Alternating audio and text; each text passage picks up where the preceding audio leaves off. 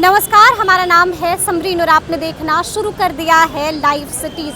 24, 25 और 26 अगस्त को शिक्षकों की नियुक्ति के लिए ली गई परीक्षा का रिजल्ट जारी होना शुरू हो गया है।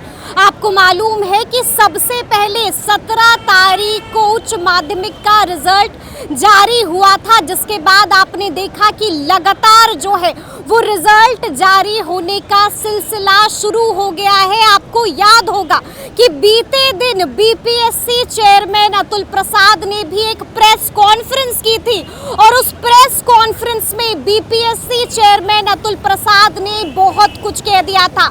साफ साफ कह दिया था कि बीपीएससी ने एक और रिकॉर्ड अपने नाम कर लिया है। साफ साफ कह दिया था कि 60 दिनों के अंदर बीपीएससी ने रिजल्ट को जारी कर दिया है। आपको मालूम है कि ये सबसे बड़ी बहाली थी जिसके नतीजे, जिसका रिजल्ट बीपीएससी ने 60 दिनों के अंदर जारी कर दिया है। आपने सुना था कि बीपीएससी चेयरमैन अतुल प्रसाद साफ साफ कह रहे थे कि जब रिजल्ट में थोड़ा वक्त लग रहा था, जब अभ्यर्थियों को थोड़ा इंतजार करना पड़ रहा था, तो अलग अलग तरह की बातें भी कही जा रही थी। कहा जा रहा था कि बीपीएससी जो है वो रिजल्ट देना नहीं चाहती है।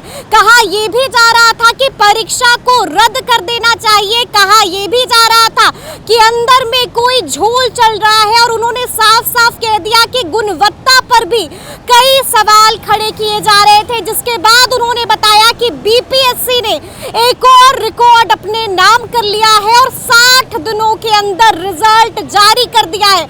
आपने सुना कि बीपीएससी चेयरमैन अतुल प्रसाद यही नहीं रुकते हैं। उन्होंने आगे ये भी कहा कि सरकार की तरफ से भी अच्छा खासा प्रेशर था।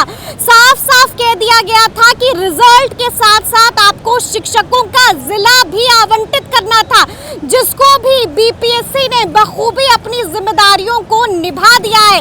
और आपने देखा कि कल बीपीएससी चेयरमैन अतुल प्रसाद अलग ही शायराना अंदाज में नजर आ रहे थे।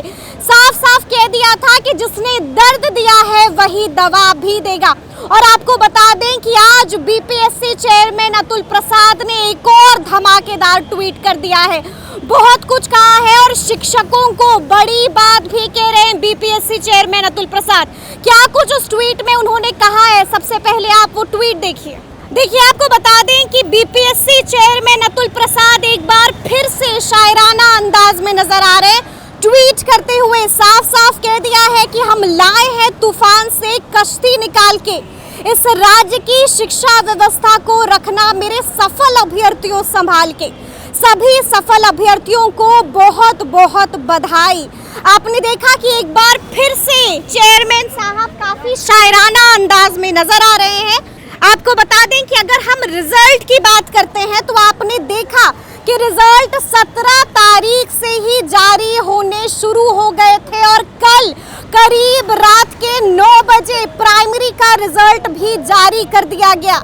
इसमें 72,419 अभ्यर्थी सफल हुए हैं, जिसमें सामान्य श्रेणी के 62,653, उर्दू के 7,790 और शेष पद बंगला के थे, जिन्हें अलग अलग जारी किया गया है। साथ ही उच्च माध्यमिक 11वीं और 12वीं के 7 और विषय के रिजल्ट भी जारी कर दिए गए। मंगलवार को 16 विषयों के रिजल्ट जारी किए गए थे। इधर माध्यमिक यानी कि 9वीं और 10वीं का नतीजा भी बिल्कुल तैयार है और आज किसी भी वक्त 9वीं और 10वीं का रिजल्ट भी जारी किया जा सकता है।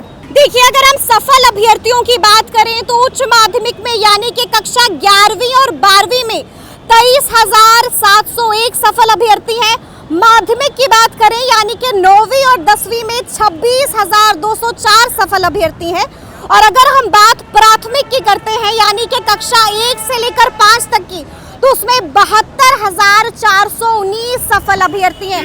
यानी कि आपको हमने बता दिया है कि पासिंग परसेंटेज क्या है। आपने देखा है कि रिजल्ट आने शुरू हो गए हैं। आपने देखा है कि कल प्राइमरी का भी नतीजा आ गया था, जिसके बाद आपने देखा कि बीएड वालों में नाराजगी थी क्योंकि सिर्फ डीएलएड का ही रिजल्ट आया था।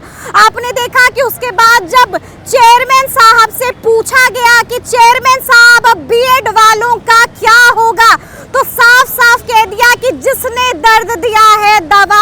वही देगा। और अब से कुछ ही देर में कक्षा 9वीं और 10वीं का रिजल्ट भी जारी होने वाला है, यानी कि अब आपकी धड़कनें जो है वो एक बार फिर से तेज होने वाली है और काउंटडाउन जो है वो एक बार फिर से शुरू होने वाला है। तो इस तरह के तमाम अपडेट्स के लिए ऐसे ही हमारे साथ बने रहिएगा और देखते रहिएगा लाइव सिटीज। बहुत शुक्रिया।